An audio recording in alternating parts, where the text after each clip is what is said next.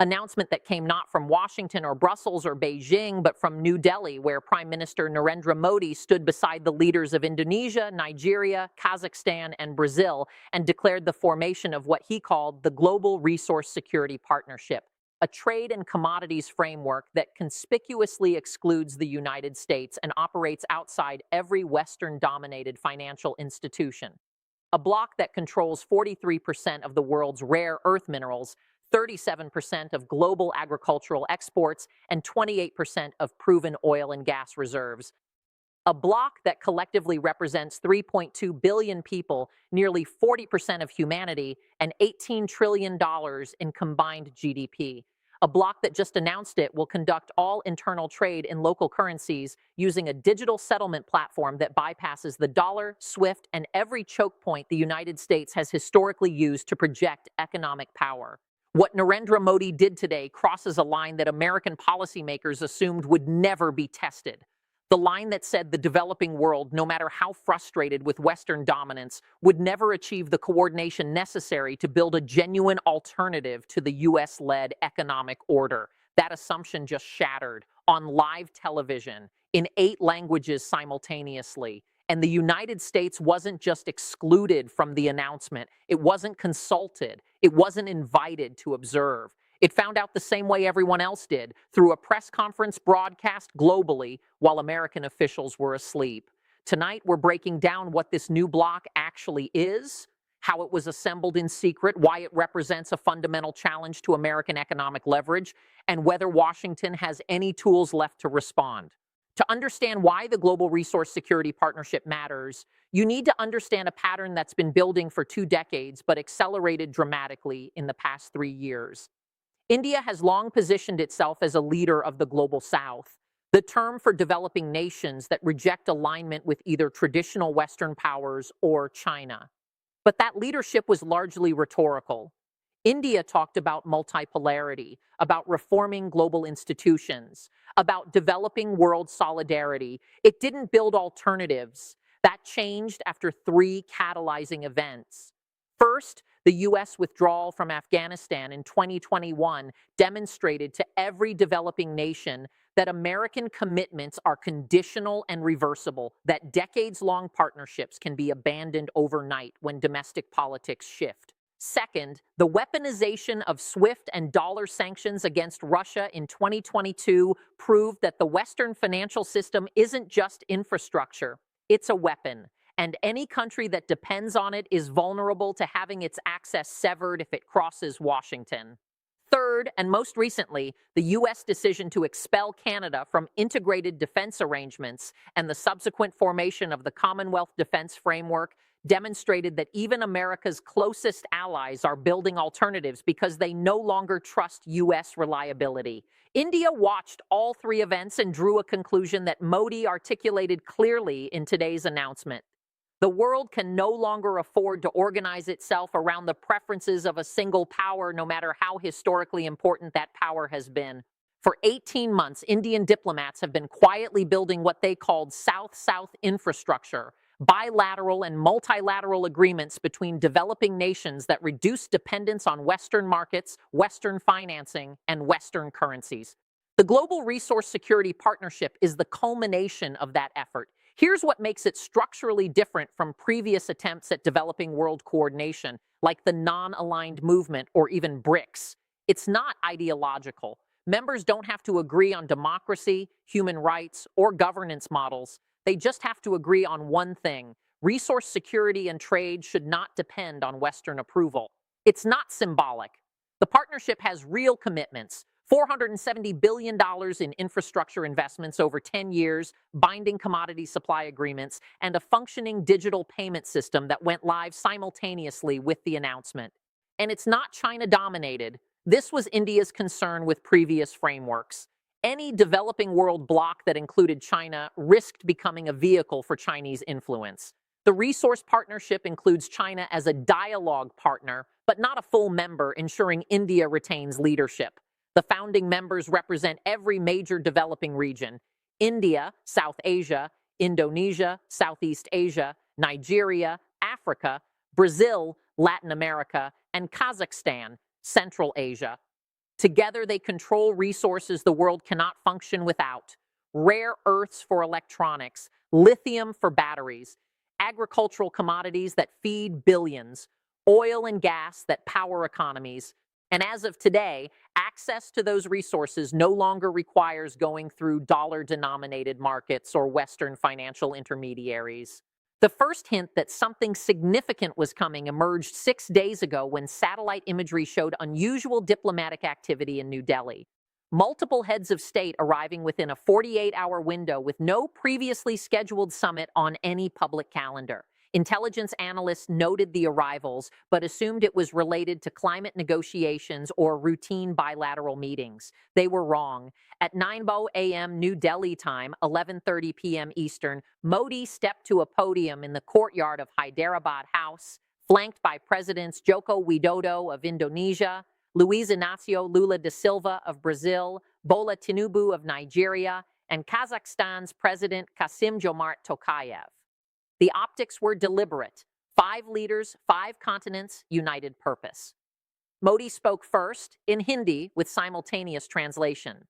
For too long, the nations of the developing world have been told that integration into the global economy requires subordination to systems we did not design, rules we did not write, and currencies we do not control. Today we say, no more. The Global Resource Security Partnership represents a new model: sovereign, equitable, and designed by us for us. Then came the specifics that made clear this wasn't rhetoric: the resource commitments. Member nations pledged to prioritize internal trade within the partnership. India commits to sourcing 60% of its energy imports from member nations by 2030. Indonesia guarantees nickel and tin supplies. Nigeria commits oil exports. Brazil provides agricultural products. Kazakhstan supplies uranium and rare earths. The financial infrastructure, a new digital settlement system called the Sovereign Currency Bridge, allows instant conversion and settlement between member currencies without routing through dollars. Transactions clear in under 4 hours. No SWIFT, no correspondent banks, no dollar exposure. The development fund, members committed $470 billion over 10 years to build infrastructure connecting their economies: ports, railways, fiber optic networks, all financed through internal bonds denominated in local currencies. The political framework: an annual summit, rotating leadership, and a dispute resolution mechanism that operates outside Western legal systems and international arbitration frameworks dominated by U.S. and European law firms. President Lula, speaking next, made the political subtext explicit. This is not anti-American. This is pro-sovereignty. The United States has chosen to use its economic power as a weapon. We are choosing to build a shield. By 10:30 a.m. New Delhi time, the press conference was over. By 11 a.m., the Sovereign Currency Bridge had processed its first transaction, a $340 million payment from India to Indonesia for nickel, settled in rupees and rupiah in 3.7 hours. By noon, U.S. Treasury officials were in emergency meetings trying to assess the implications. And by 2 p.m., the White House had issued a statement so carefully worded it revealed more through what it didn't say than what it did. The United States supports economic development and trade cooperation among all nations. We will continue to engage with India and other partners on shared economic interests. No condemnation, no consequences, just acknowledgement that this happened and there's nothing Washington can do about it. Let's talk about what this actually means. The Global Resource Security Partnership isn't replacing the dollar-dominated system tomorrow, but it's creating the first credible operational alternative that doesn't depend on Chinese financing or Western approval. And that changes the geometry of global economic power in ways Washington is completely unprepared for. Here's the framework. For 70 years, American economic leverage rested on 3 pillars. Pillar 1, dollar dominance. If you wanted to trade globally, you needed dollars. That meant U.S. banks earned fees, U.S. policy shaped terms, and Washington could weaponize access. Pillar 2, institutional control. The IMF, World Bank, and WTO were designed by the U.S. and allies. Developing nations could participate but not lead. Pillar 3, no alternatives. Previous attempts at developing world coordination failed because they lacked infrastructure, financing, and political cohesion. The resource partnership just kicked out all three pillars. Members can now trade without dollars using proven technology. They're building infrastructure with their own capital, not IMF loans with Western conditions. And they've achieved political cohesion around the one issue that transcends ideology: resource sovereignty. Think of it this way. Imagine five neighbors who've always bought groceries from one supermarket that charges high prices and sometimes refuses service based on political disagreements. For years, they complained but had no choice. Then one neighbor builds a food co-op, convinces the others to join, and suddenly they're sourcing directly from farmers, paying less. And the supermarket's leverage disappears overnight. That's what just happened to the dollar system in commodity markets. Implication one: U.S. sanctions become less effective. If India can buy oil from Nigeria in rupees and naira, threats to cut countries off from dollar markets lose bite. Russia and Iran are watching this closely. Implication two: the Washington Consensus, the idea that developing nations must adopt Western-style reforms to access capital, is dead. The resource partnership provides an alternative funding model. Implication three: this accelerates de-dollarization globally. If 40% of humanity can trade successfully without dollars, the network effect that kept everyone using dollars weakens. More countries will join. The dollar's reserve currency status erodes not through confrontation, but through irrelevance. And here's what terrifies U.S. policymakers: they have no good response. Sanctions? That would only validate the partnership's existence. Competing framework? The U.S. just spent years withdrawing from multilateral agreements and alienating partners. Military pressure against five nuclear-armed or nuclear-capable nations representing half the developing world? There is no play, just obsolescence, arriving faster than anyone predicted. So where does this go? Scenario one: contained competition. The partnership operates alongside Western systems. Some trade shifts, but most countries maintain dual relationships. The dollar weakens, but doesn't collapse. A multipolar economic order emerges gradually. This requires the partnership to remain stable and deliver benefits without alienating the West entirely. Possible, but requires skillful diplomacy. Scenario two: rapid expansion. Within 2 years, Saudi Arabia, Mexico, South Africa, and Turkey join. The partnership controls 60% of critical resources, dollar demand craters, U.S. borrowing costs spike. American living standards decline as the exorbitant privilege of reserve currency status disappears. This is the nightmare scenario for Washington, and it's more plausible than most want to admit. Scenario three: fragmentation. Internal disputes fracture the partnership. India and Indonesia clash over market access. Nigeria's domestic politics destabilize participation. The framework survives but never reaches critical mass. This is what American officials are hoping for, but betting on other people's dysfunction is not a strategy.